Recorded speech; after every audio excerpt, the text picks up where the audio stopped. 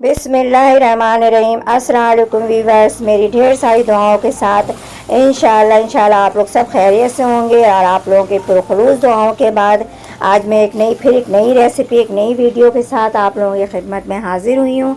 आज की जो रेसिपी है वो मटन आलू गोश्त की रेसिपी है।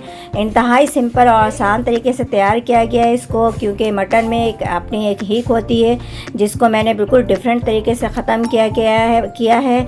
इसलिए वीडियो का आखिर वक्त तक आप लोगों को देखना है, कहीं नहीं जाना है, स्किप नहीं करना है।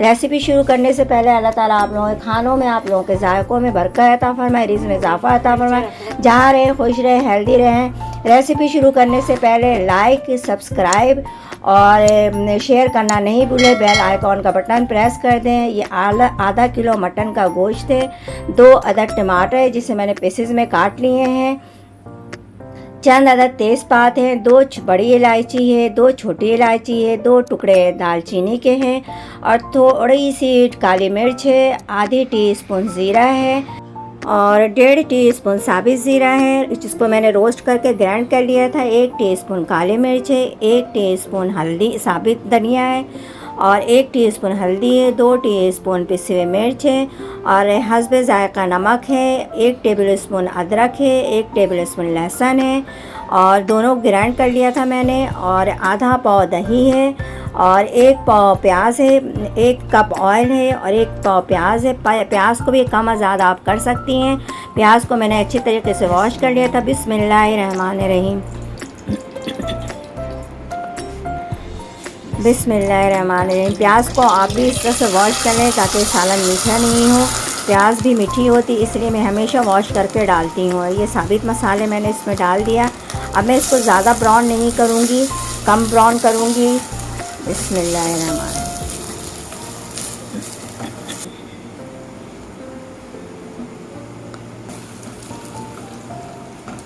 इस तरीके से आप लोग, अब जो टेक्निक है वो जो मैंने आपसे कहा था कि हीट होती है तो इसको ख़त्म करना, वो इस तरीके से मैं इसको ख़त्म करूँगी कि इसको इतना भूनूंगी कि इसका जो जितना ही पानी होगा वो खुश्क हो जाएगा और सारी जो साबित मसाले हैं उन सब की खुशबू इसमें आ जाएगी।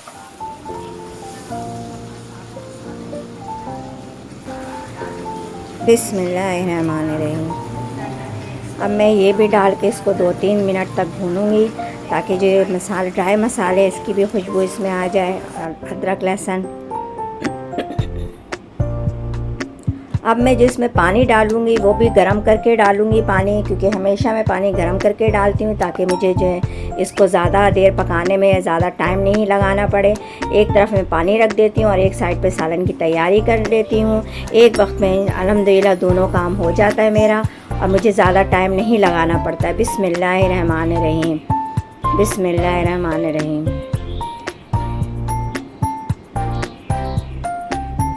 अब मैं इसको थोड़ी देर 5 मिनट के बाद देखूँगी। अल्हम्दुलिल्लाह देखिए 5 मिनट में ये सालन खौल गया है। अब मैं इसके आँच को आहिस्ता कर दूँगी, लो फ्लेम पे कर दूँगी ताकि ये आधे घंटे तक गोश्त गल जाए, इसमें टेंडर हो जाए। आधे घंटे के बाद में अल्हम्दुलिल्लाह पानी भी खुश्क हो गया है और गोश्त भी टेंडर हो गया है। अब इसको मुझे भूनने में ज़्यादा टाइम नहीं लगेगा। अब मैं इसमें भुनने के वक्त दही डालूँगी और दूसरे चमचे से जो इसकी ग्रेवी है उसको मिक्स कर दूंगी। बिस्मिल्लाहिर्रहमानिर्रहीम।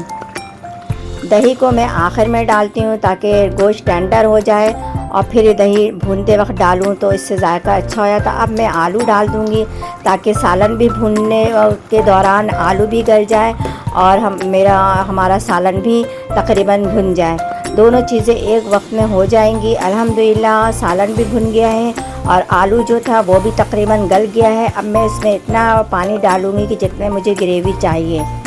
अभी भी जो पानी में डालूँगी वो बॉइल्ड पानी है। अल्हम्दुलिल्लाह देखिए कितनी जल्दी तेज़ी से ये पानी सालन खौल जाएगा और मुझे ज़्यादा टाइम नहीं लगाना पड़ेगा। एक तरफ मैंने सालन को भूना और दूसरी तरफ इसके लिए पानी रख दिया ताकि जल्द ही सालन पक जाए। अल्हम्दुलिल्लाह बिल्कुल सालन तैयार है।